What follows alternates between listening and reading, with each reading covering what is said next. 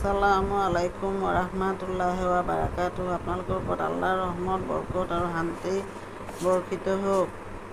আউযু বিল্লাহি মিনাশ শাইতানিৰ ৰাজিম। বিসমিল্লাহিৰ ৰাহমানিৰ ৰাহিম। খেদা খোৱা শয়তানৰ প্ৰচলনিৰ পৰা আল্লাহ তুমি আমাক ৰক্ষা কৰা।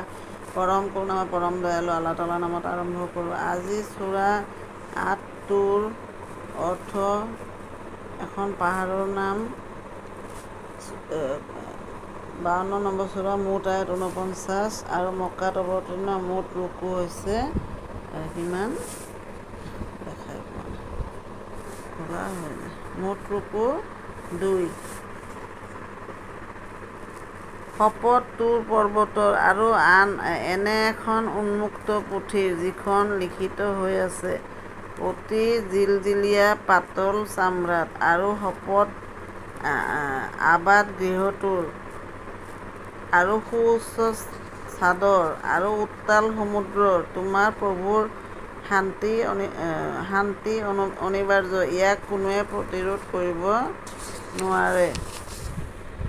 এয়া সেইদিনা সংঘটিত হ'ব যিদিনা আকাশখন প্ৰচণ্ডভাৱে আন্দোলিত হ'ব আৰু পৰ্বতবোৰ দ্ৰুতবেগে কমোৱা টোলাৰ দৰে উৰি ফুৰিব।